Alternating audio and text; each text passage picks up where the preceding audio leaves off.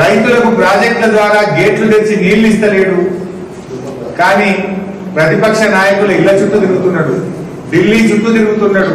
ప్రతిపక్ష నాయకుల మీద కేసుల్లో అక్రమ కేసులు పెట్టి ప్రతిపక్ష నాయకుల్ని వేధించడానికి మాత్రమే సమయం దొరుకుతా ఉన్నది.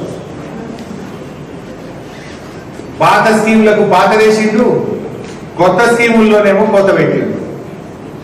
పాత స్కీము రైతు బంధువులు పాత వేసిండు, కొత్త స్కీము సిలిండర్ గుడ్డి అన్నాడు, ఉచిత కరెంట్ అన్నాడు, సగం మందికి కూడా వస్తలేదు. ఇక అన్ని కొత్త పెట్టిండు. రేవంత్ రెడ్డి గారిది బూతుల పాలననే కాదు, అది బూటకపు హామీల పాలన అని ఈరోజు రాష్ట్ర ప్రజలు తేలిపోయింది. ఎన్నికలప్పుడేమో చాలా చెప్పింది, ఇప్పుడేమో చేతులు ఎత్తేసింది. పార్లమెంట్ ఎన్నికల్లో 100 రోజుల పాలన చూసి ఓటేయాలని రేవంత్ రెడ్డి గారు అంటున్నారు. అంటే ఏంటి మీ అబద్ధాల పాలన చూసి ఓటేయాలన్న రేవంత్ రెడ్డి గారు? ప్రతిపక్ష కార్యకర్తల మీద, ప్రతిపక్ష నాయకుల మీద వేధింపులు పెట్టి, కేసులు, అక్రమ కేసులు పెట్టి, జైళ్లలో పెట్టి ఇబ్బంది పెట్టినందుకు మీకు ఓటేయాలనా? ప్రతిపక్షమే లేకుండా ఎమ్మెల్యేలను పార్టీలోకి లాక్కుంటూ, ఎంపీలను పార్టీలోకి తీసుకుంటూ ప్రజాస్వామ్యాన్ని కూలీ చేస్తున్నందుకు రేవంత్ రెడ్డి గారికి ఓటేయాలా? నేను అడుగుతా ఉన్నా రేవంత్ రెడ్డి గారు. ఇలా రాష్ట్ర ప్రజలకు కూడా నేను అప్పీల్ చేస్తా ఉన్నా. రేవంత్ రెడ్డి గారు ఏమంటున్నారు? ఈ లోకసభ ఎన్నికల్లో మా 100 రోజుల పాలన చూసి ఓటేయమంటున్నాడు. ఇదే కాంగ్రెస్ పార్టీ 100 రోజుల్లో 6 గ్యారెంటీలు అమలు చేస్తామని బాండ్ పేపర్లు పంచింది నిజం కాదా? నోటరీ సర్టిఫికెట్లు ఇంటింటికి ఇచ్చింది నిజం కాదా? మీ బాండ్ పేపర్లలో ఇచ్చినవి అమలు చేసిండ్రా? నేను రాష్ట్ర ప్రజలకు విజ్ఞప్తి చేస్తా ఉన్నా. 2 లక్షల రూపాయల రుణమాఫీ జరిగిన పొందిన రైతులు కాంగ్రెస్ ఓటేయండి. 2 లక్షల రుణమాఫీ జరగని రైతులందరూ కారు గుర్తుకు ఓటేయాలని విజ్ఞప్తి చేస్తా ఉన్నారు. 15,000 రూపాయల రైతు బంధు ఇస్తామని కాంగ్రెస్ పార్టీ ఎన్నికల్లో హామీ ఇచ్చింది. ఇప్పుడైతే 10,000, మేమొస్తే 15,000 అన్నారు. 15,000 రూపాయల రైతు బంధు పొందిన రైతులు కాంగ్రెస్ ఓటేయండి. 15,000 రైతు బంధు రానటువంటి వాళ్ళు కారు గుర్తుకు ఓటేయండి అని నేను కోరుతా ఉన్నా. అవ్వ తాతలకు, అక్క చెల్లెళ్లకు 4,000 రూపాయల పెన్షన్ ఇస్తాం. అవ్వ నీకు డిసెంబర్లోనే 4,000 పెన్షన్ ఇస్తానని రేవంత్ రెడ్డి గారు పబ్లిక్ మీటింగ్లలో ఊదరగొట్టిండు, నమ్మబలికిండు, ప్రజలను నమ్మించిండు. గడ్డనెక్కగానే నట్ట నడిమిన ముంచింది రేవంత్ రెడ్డి గారు. నేను ఈ సందర్భంగా అవ్వ తాతలకు, బీడీ కార్మికులకు, నేత గీత కార్మికులకు, డయాలసిస్ పేషెంట్లను అందరికీ విజ్ఞప్తి చేస్తాము. ఈ రాష్ట్రంలో 42,80,000 మంది ఆసరా పెన్షన్దారులు ఉన్నారు. 42,80,000 మంది ఆసరా పెన్షన్దారులు 4,000 పెన్షన్ వస్తే కాంగ్రెస్ పార్టీ ఓటేయింది. రేవంత్ రెడ్డి మాట తప్పితే 4,000 పెన్షన్ రానోళ్ళందరూ కారు గుర్తుకు ఓటేయండి అని నేను కోరుతాను. ఎందుకంటే ఆనాడు కేసీఆర్ మాట అంటే మాట 200 పెన్షన్లు 10 అంతలు పెంచి 2,000 ఇస్తా అంటే ఇచ్చి చూపిండు కేసీఆర్. కానీ కాంగ్రెస్ పార్టీ 4,000 ఇస్తానని అవ్వా తాతలను మోసం చేసిన పార్టీ ఇవాళ కాంగ్రెస్ పార్టీ. అదేవిధంగా ఇంట్లో ఉన్న 18 ఏళ్లు నిండిన ప్రతి మహిళకు 2,500 రూపాయలు ఇస్తామన్నారు. 6 గ్యారెంటీల్లో మొట్టమొదటి హామీ మహిళలకు 2,500 రూపాయలు ఇస్తామని. 2,500 రూపాయలు వచ్చిన అక్కా చెల్లెలు కాంగ్రెస్ పార్టీ ఓటేయండి. 2,500 రానటువంటి వాళ్ళందరూ కారు గుర్తుకు ఓటేయండి అని నేను విజ్ఞప్తి చేస్తాను.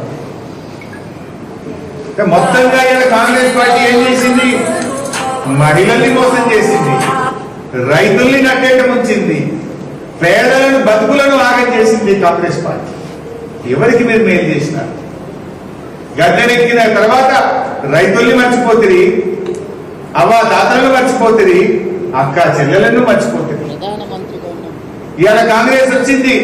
ఈ రాష్ట్రంలో 4 నెలల లోపలనే 180 మంది రైతులు ఆత్మహత్య చేసుకున్నారు. 38 మంది ఆటో డ్రైవర్లు ఆత్మహత్య చేసుకున్నారు. కరువు విలయ తాండం చేస్తా ఉంది. కేసీఆర్ ఉండగా 5 ఏళ్లలో ఏ అక్క చెల్లె బిడ్డ పట్టుకుని రోడ్డు మీదకి రాలేదు. ఇవాళ కాంగ్రెస్ వచ్చింది, మంచినీళ్ళకు కూడా కరువు వచ్చింది. రైతులు పంట పొలాలను తగలబెట్టే నిప్పు పెట్టే పరిస్థితి వచ్చింది కాంగ్రెస్ హయాంలో. పశువులు గొర్రెలు మేకలకు విడిచిపెట్టే పరిస్థితి వచ్చింది కాంగ్రెస్ హయాంలో. మీ నీటి తీరువా విధానం బాగలేక, విద్యుత్ సరఫరాలో అంతరాయం ఉండడం వల్ల, మీ యొక్క పరిపాలన వైఫల్యం వల్ల ఇవాళ దాదాపు 20 లక్షల ఎకరాల్లో రైతుల పంటలు ఎండిపోతా ఉన్నాయి. ఈ రోజు ముఖ్యమంత్రి గారికి చనిపోయిన రైతు కుటుంబాన్ని ఓదార్చడానికి సమయం దొరకలేదు, మంత్రులకు తీరిక లేదు. అది 38 మంది ఆటో కార్మికులు చనిపోతే ఒక్కరినన్నా పరామర్శించిందా? పంటలు ఎండిపోతుంటే ఒక్కసారన్నా పంట పొలాలకు పోయి చూశారా?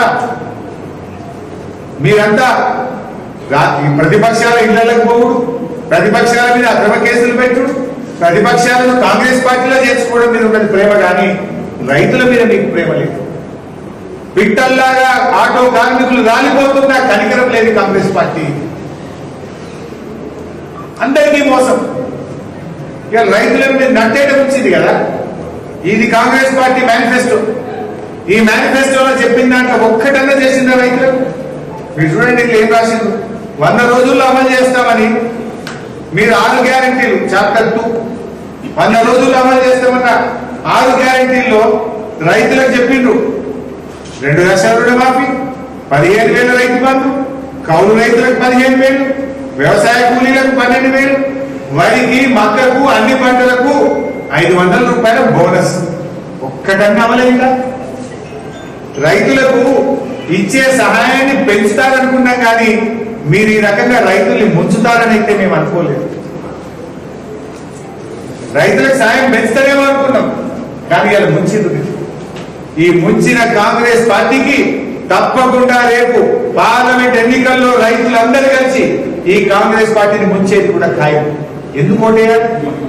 ఏమంటాడు రేవంత్ రెడ్డి గారు? రేపు నేను రుణమాఫీ చేయకపోయినా, 500 బోనస్ ఎగబెట్టినా, 15,000 రైతు బంధు ఇవ్వకపోయినా, వ్యవసాయ కూలీలకు మొండి చేయి చూపినా మా కాంగ్రెస్ ఓటేసిండ్రు అంటాడా రేవంత్ రెడ్డి? రేపు ఇవన్నీ అమలు కావాలంటే ప్రశ్నించే గొంతుక కావాలి. ఆ ప్రశ్నించే గొంతుకనే బీఆర్ఎస్. అందుకే మీరందరూ కూడా ఇలా ప్రజలు ఆలోచించండి, బీఆర్ఎస్ కు ఓటేయండి. మేము మీ పక్షాన పోరాడతాం. ఆనాడు 14 ఏళ్ళు పోరాటం తెలంగాణ తెచ్చినాం. ఇలా కాంగ్రెస్ ఎంపీగా ఓడిపోయినా రాష్ట్రంలో కాంగ్రెస్ ప్రభుత్వమే పడిపోదు. కానీ ప్రశ్నించే గొంతుక ఉంటే శాసనసభలో, పార్లమెంట్ లో, ప్రజాక్షేత్రంలో ప్రజల పక్షాన పోరాడతాం. మీ హక్కులు, వాళ్ళు ఇచ్చిన హామీలు అమలు చేసేదాకా కాంగ్రెస్ వెంటబడి ప్రజల పక్షాన నిలబడి పోరాడతాం. అందుకోసం ప్రజలు బీఆర్ఎస్ పార్టీని ఇలా ఈ ఎన్నికల్లో గెలిపించాలని చెప్పి కూడా నేను కోరుతా ఉన్నా.